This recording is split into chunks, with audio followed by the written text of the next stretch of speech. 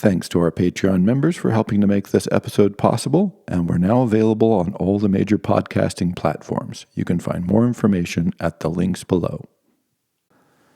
Good evening, ladies and gentlemen, and welcome to our read-along series, which will feature this time the most important book that no one has ever read.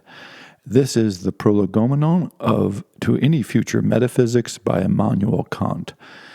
And how can I make this claim? Well, don't just believe me. Let's talk to the mayor of Kaliningrad, who in 2024 made the following statement. Now, the mayor of Kaliningrad is Russian, and Kaliningrad is now a puppet state of Russia. And they do not like Immanuel Kant. They do not like anything he stands for. And he said in a speech that the confusion of the modern world, the collapse of the Western mind, the Russian invasion of the Ukraine is all because of Immanuel Kant, that he is essentially enemy number one.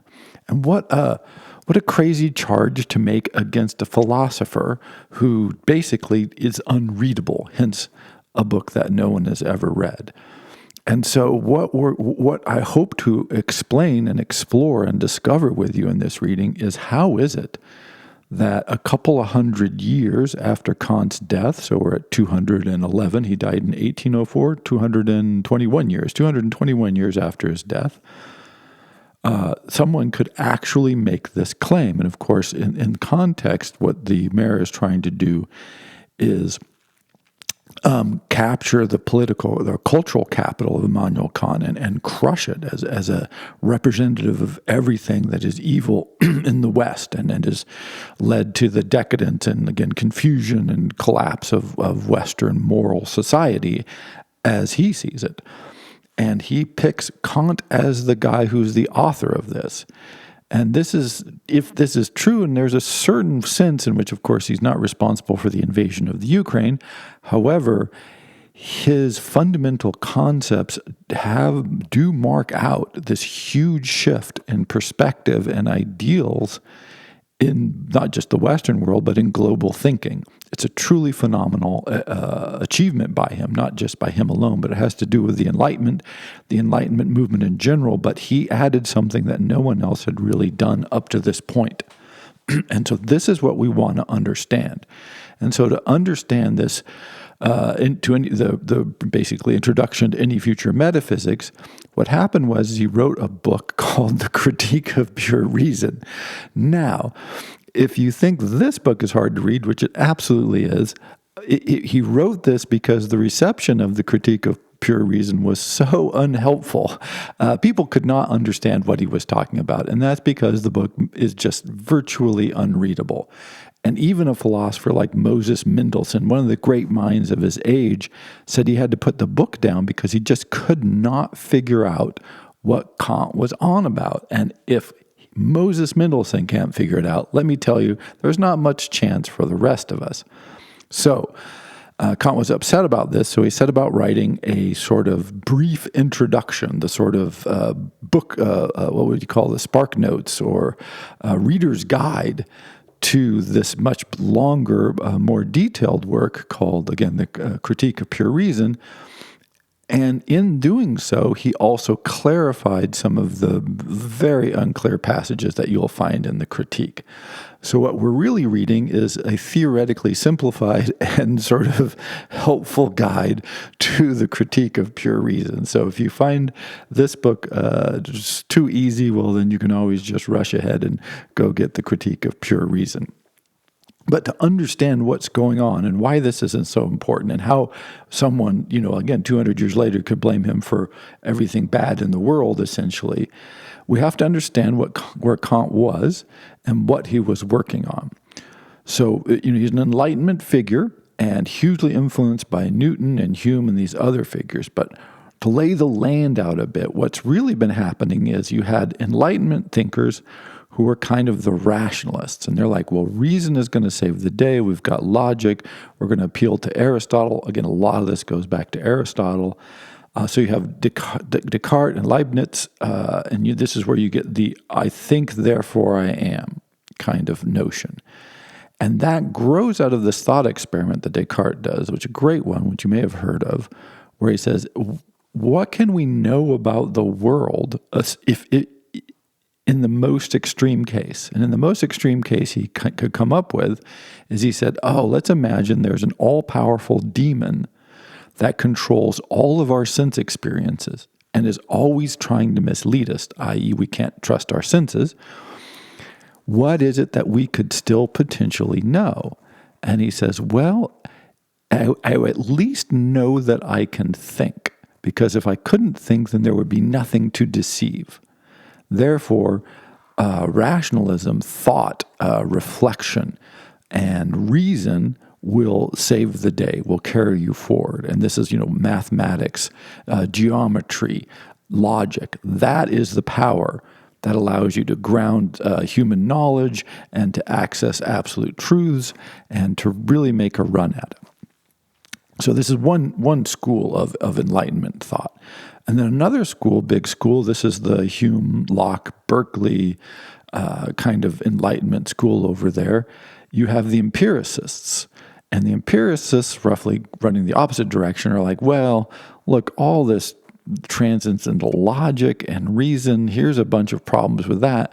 What we have is experience, and we have data, and we have experiments. We can run tests. We can analyze what we encounter in the world, and this is how you build a sense of the truth. This is how you understand what's really going on. This is where knowledge can be founded, and we can have that sort of sense of comfort and capacity and understanding of the world. And so then you have the empiricist side, you have the rationalist side, and these weren't totally mutually exclusive, but these were pretty much different schools. And then you had the sort of Bacon Newtonian folks, and Kant was hugely influenced by Newton, by the way. And they were very much like, look, as was Descartes, by the way, this leads to God. Whatever it is, it allows us to have knowledge about God. And God gives us the universe, and we're discovering the universe of God.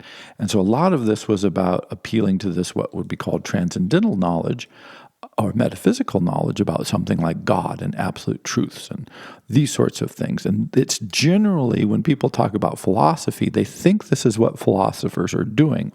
And it certainly was what philosophers were doing for a few thousand years. And then Immanuel Kant came along. And he basically, it's just hard to argue against him. It's not that people haven't. It's just that after Kant, you have to argue with Kant. These are the rules. He changed the board on which you're playing. You're playing a new game when Kant comes to town. Because what he demonstrates in the Critique of Pure Reason and then his other works is, look, both the rationalists and the empiricists are wrong to a certain degree. Not wrong in the sense of, they're making no points, because he's, again, hugely influenced by Newton and the rationalists and Hume. He said Hume woke him from his slumbers of thought and woke his mind up to the possibilities of new ways of approaching the world. But what Kant wants to do is say, hey, what are the conditions that allow us to think or reason or to have experiences? What are the limits of those conditions, right? So, famously, he spends a lot of time talking about space and time. And he's like, here's the deal. If our minds are so constructed that we need to have things presented to us spatially and temporally, or we simply don't understand them, right? Or it's just outside of our ability to comprehend. And so our empirical experiences are shaped by our perceptive apparatus. So if you have a telescope that looks a mile, if something is 2 miles away, it's invisible to you. And basically what he argues is, not basically, but absolutely what he argues is both our reasoning and our sensing apparatus has absolute limits to it. There are clear boundaries to what can be known and to what must always and permanently be left outside of the capacity for humans to draw any firm conclusions, because of the nature of the construction of our minds and sense apparatus. And many people have talked about this. He talked about this as the Copernican revolution, because before Copernicus, the assumption was, oh, the Earth is the center of the universe, and then we'll just do all the calculations out from there. Again, oversimplification, but roughly speaking. Well, once you put that out the window, once you go, oh, no, no, no, the Earth is moving through a universe that's moving, everything is moving, like it's all this big, expanding, changing, spiraling, shifting, mass, really big mass, actually, a lot of mass. But that revolution means, there's not that astronomy ends. Of course, you can still do lots of astronomy, but you can't go back to the land where you were standing on a fixed planet looking out. And this is what Kant kind of achieves, is he says, look, you can't just assume that we're perceiving the world as it is. You can't assume that we are thinking about math in a logical way. All we can really know is that we're following rules and logic as we can perceive them with the minds that we have. All we can really know is that our sense perceptions give us experiences that are shaped by the fact that our senses perceive them this way. It doesn't mean that's the way they are in the world. It just means that this is how we perceive them. And so he draws a bunch of conclusions from this, hence many very long, very difficult to read books. And he goes, look, for instance, there is no way for us to ever determine whether or not God exists. Like, this is not an answerable question because of the limits of humanity. And so many people there's still an argument today whether he was actually an atheist. It doesn't seem like it. It seems like he did believe in God. He's just saying we have no good reason. And he doesn't put any faith in faith, as a matter of fact. So when he says you have no good reason, it's almost as if he says his argument, again, it's hard to summarize his arguments because they're long and complex and subtle, but functionally it kind of comes down to, well, we should kind of hope that there might be a God, but that's about as good as you get, right? Like it would be good for some things if there were a God, but perhaps not. This is Kantian faith at its highest level. And same thing with the free will and determinism debate. And he says the problem with the free will and determinism, there are many problems, but one of the big problems with this assumes that cause and effect. To have determinism, you have to have cause and effect. He says we have no way of knowing whether cause and effect is actually a real thing. It seems to be a real thing, but it also seems to be a real thing because this is the way our conceptual apparatus are built. Also, we can't know everything that's happening, so there might be all kinds of effects that happen without causes, and there might be causes all over the place that have no effects. We just can't tell.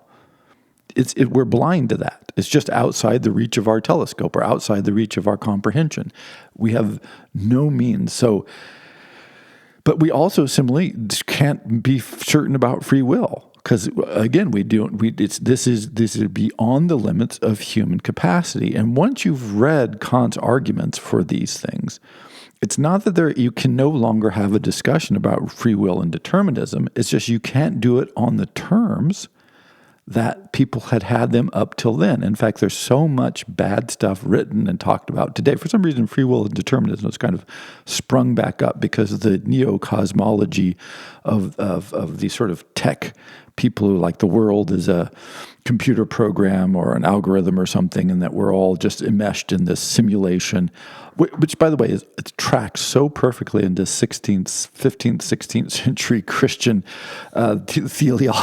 theology and teleology. It's shocking. It just means that we must like this stuff all the time. Culturally, it's sort of, we're in favor of it. But Kant's argument is so devastating to this that, again, it's not that you can't have a free will or determinist debate. It's that you can't do it on the terms that people did for the many thousands of years preceding Kant. And so immediately when I read one or see one, you can hear this. Oh, this guy or this woman, they really, they're trying to address these problems that Kant presented. Therefore, this is worth listening to. But, 98% of the time, people are just assuming that the earth is fixed and the universe revolves around it. And, and you're like, well, Copernicus a couple of hundred years ago, like kind of started on the path. So we know that's not true, right? Like we're pretty clear that that's not going on anymore. So let's just let go of that, right? You can't approach the problem from there. But people just don't. And so this free will determinism debate is just almost silly and pointless much of the time because, of course, you have to address Kant. If you don't, then you're just not even, literally, it's just the earth in the center of the universe kinds of talk. And so Kant does this thing is he liberates us in a way, but also destroys what people had been searching for, had been trying to ground their truths on. So, for instance, Descartes really thought if he could arrive here, then he could find a rational basis for God, and then we would be in business. And Kant doesn't say, like, I disagree with your argument. Notice it's any future metaphysics. He's saying, look, here's the limits to what humans can think and know. There you go. That's the map. And you can say you want to think about God. You can say you want to talk about it. You can say you want to argue it. But if you look at the map, you'll just see it's not there. So, sorry, you can't do that. I mean, he's just sort of like by fiat, he's just like, well, here's some arguments. Show me where I'm wrong, because what I think we're going to run into is these are the limits of human knowledge and capacity.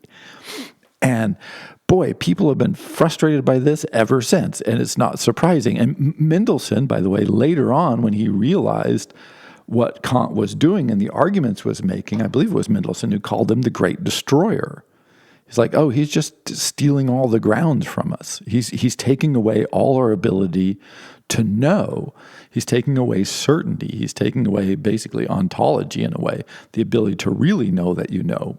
And then hello, Heidegger. So this is his project, and it's absolutely damning. The amazing thing about it, though, is it didn't lead him to be sort of pessimistic or like all. He's like, no, look, we can define the areas where we can make progress. We can define the concepts that we can really work on. Let's work on that, right? Let's try and make directional headway in this way. And this leads us back to the mayor of Kaliningrad. So what Kant ends up arguing basically is, look, all these transcendental categories like God or nation, all these sorts of abstractions, like we can kind of think about them, but we're not really making progress.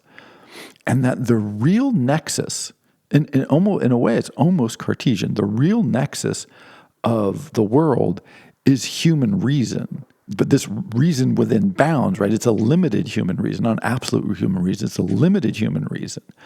And that humans have this capacity to exercise discernment, to have experiences, and to ponder the world. And so this gives every person in the world this equality of capacity and power and ability. And it's this shocking and kind of, particularly for the time, sort of revelatory argument that he makes, that he's like, look, everybody, people in China, people in India, people in Germany, although Germany, didn't really exist then, in the German, principalities, they have equal value. They have equal weight. A king is no better than a peasant in rural China because it is this core that any healthy, functioning adult human has this capacity to think about the world and to reflect upon it. That is the core value. But that value is not absolute, and it doesn't exist outside. It doesn't exist somewhere pointable. It doesn't exist in God. It doesn't exist in the universal spirit. It doesn't exist in a king or in a state or anything. It only exists in people. And those people, therefore, become these sort of individual arbiters of the nature of the universe. And then we should talk about and share and interact on a basis of trying to comprehend within our limited capacity what the heck's going on. And so this leads to all kinds of moral and cultural arguments and conclusions that sort of draw out this unbelievably powerful argument for the individual as the really as the arbiter of the universe, right? Like this is because this is where it's coming in, arbiter of the universe for us and for those around us. And when we interact with them, we need to interact with them on that basis. So drawing from Kant has been this huge influence on things like international humanitarian law, on how we understand and recognize individual liberty, how does one talk about moral and aesthetic judgments. All of these things just flow out of Kant from this very powerful place. So he strips away lots of the grandiose, overarching, huge claims that people try to make, and absolutes and, certain knowledge. So notice that once I have certain knowledge and I apply it to reason, then you can do anything. Right? This is the problem. This is the threat of rationalism. It's like, it will be better for, like, this is, the most good for the most people. And it's like, it turns out that the world is overpopulated. So it'd just be better for everybody if we just kill 3/4 of the population, or if we kill 1/4 of the population. So 75% of the population will be way better off. So therefore, it's perfectly reasonable to kill 25% of the population, or whatever, do the math and work it out and then do this. And this is precisely what Kant is arguing against, this kind of sort of utilitarianism that strips away the sort of power and reason from the individual. And so when you look at something like a sort of propagandist for Russian aggression, what you're hearing is like, and if you listen to the propaganda, particularly once you know Kant, it's so obvious, is they're always making these claims for, this is for greater Russia, and this is for the Russian people, and this is for, it's always these external, transcendent, he would call it, groupings that really have no claim, he would argue. Like these are not significant. It's not that they don't exist. It's not that politics doesn't exist. He wrote about politics. He understood these things, but he's just like, they shouldn't have moral claim over the individual. But they always want to, sacrifice. We're going to kill all these people for the greater good. We're going to destroy for the greater good. We're going to invade for the greater good. It's always that kind of abstraction melded onto, horrible action, which all equals somehow it's okay in the end. And he was just incredibly suspicious. He basically tried to pull all of the underpinnings away from that. Now, whether he meant to do that is another question. What's pretty clear is that he was just trying to understand as much as possible what were the conditions necessary for human thought and experience, right? What were the shaping conditions? And once we understood those, like what are the senses that we're looking at the world through, then we would know the limits of what we could know. And then the logical extension of all this is, hey, at least as far as Kant was concerned, this incredibly powerful argument that even today still animates, ethics, international court, human rights law, all of these sorts of issues. Kant is right there. He's the guy at the base. So this is why his work is super important and still recognized as being very important and even politically resonant several hundred years later. But why the most important book never read? Well, if you haven't ever read Kant, you're about to find out if you choose to go on this journey with me, which I very much hope you will. So Kant, because of basically it's the shape of his mind, this is how he liked to work, but he's trying to basically force us to think differently. And so he's coming up with a lot of vocabulary and a lot of new ideas, which he's trying to roll out systematically. And they're subtle. Often the translation is not that clear. There's 2 German words, by the way, that can be translated as will, but one of them really leans heavily towards the notion of reasoned, like actively thought, so it's not really the same as the English notion. And so he's working, it just becomes complex and difficult. And even when you're reading something that he wrote, as we will be, as an easy introductory guide, we're still in trouble. So I just want to leave you with 4 key concepts. I tried to boil this down. and so that we can understand a little better. We'll go over this again, by the way, but just to help. So the words you're going to encounter right away are a posteriori, which is based on experience. It just means happened after. So you have an experience and then you think about it. So anything that's based on experience, he's going to call a posteriori. A priori are those things that we don't have to appeal to reason for. To experience for. This is the land of reason, things we can know without direct experience. And then you have analytic, which are things that are true because they conform to logic. And then synthetic, which is related to intuition, which is thoughts about experiences, kind of. So then what, of course, this is just 4 terms, by the way. And so what Kant is going to do, because he's abusive, is he's going to say, oh, well, this is an a priori synthetic rather than an analytic a posteriori.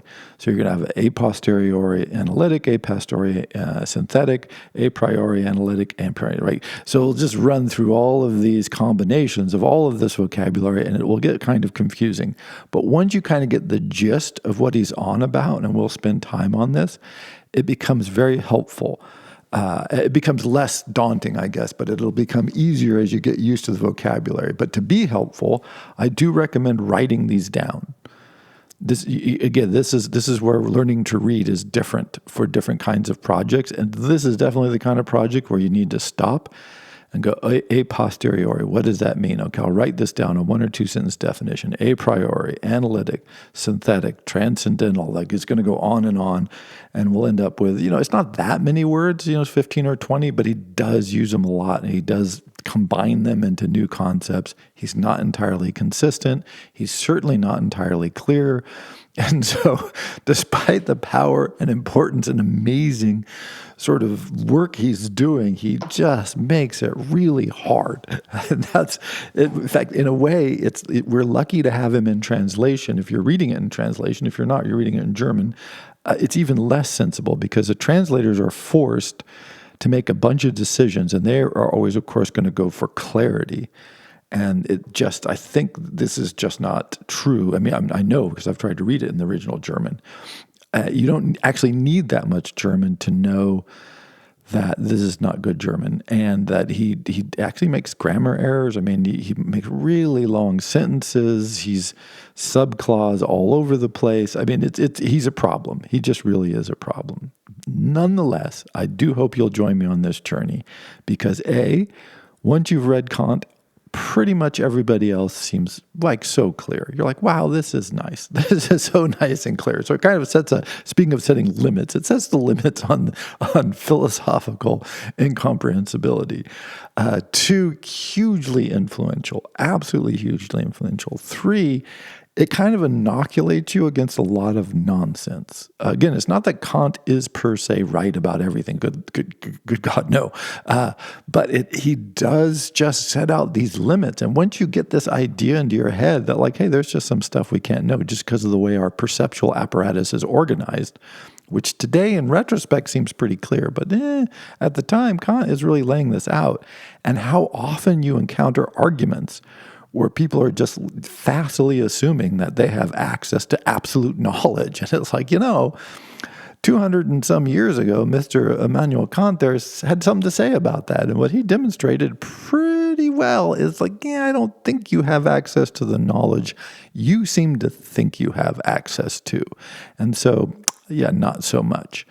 And 4, where are we? 4, now I'm turning into Kant. I can't even keep track of all the points I'm making. 4, so many thinkers are working either against him or referencing him. He really is titanically influential. So empiricists are trying to rescue empiricism from him. Rationalists are trying to rescue rationalism from him. People who want to believe in deities of some kind are trying to rescue their knowledge of God from him. And they're all, so all these teams, it's not like one group respond to Kant. It's like everybody's trying to respond to Kant. They're like, oh my gosh, like, what do we do? How do we put this genie back in the bottle? Like, what has this guy unleashed? And he wrote a lot. So it's not only these core ideas and elements that he rolls out, but then he tries to work with them. to various degrees of success. I mean, it's how much he agreed with himself is even another question that can come up. But let me leave off there. But I am excited about this. So if you get a chance, there's I'll link to work online, and there's another very nice book that you can get. In the Cambridge History of Philosophy, it's I'm looking at it now. Here we go. The revised edition, edited by Gary Hatfield. This is the edition. I had an earlier version of this when I was younger, and so I was kind of excited to get this new one. But it'll be very helpful. But I'll also link to one online. And so, so just start reading. How much should we start with? Oh, by the way, I will say feel free to read the introduction on this one because it is helpful. But let's start with how much do we think we can get through? Let's try to get to the general question of the Prolegomena, which will be page 27, and then we'll go to the general question. And then, you can even as outline, the way he outlines it is just rough. So we'll try to get through the first, say 20 to 25 pages. So take some time, settle in, get a notebook out, pen and pencil, a cup of coffee, maybe 2 cups of coffee, and relax and take it in. And I think it'll be an amazing journey. And the final argument I'll make for this is this is admittance to a very, very rare club, because just the number of people who have actually sat down and given an honest attempt to working through something like this is very rare. It's extraordinarily rare. But for me, I find it kind of inspirational and uplifting, because you get to spend time with someone who was really foundationally trying to reshape the way we thought about how we experience the universe. And that's kind of amazing and kind of powerful. And it's why just till today, someone can stand up and say, hey, he's the one that threw us out of paradise. He's the one. It wasn't Adam and Eve. It was Immanuel Kant who bit from that stupid apple. And now we're out in the wilderness. And as much as it's silly to blame him for a lot of this stuff, on the other hand, there is actually quite a fair bit of truth in that. So it wasn't Eve, it was Immanuel Kant who bit that apple. Thank you very much.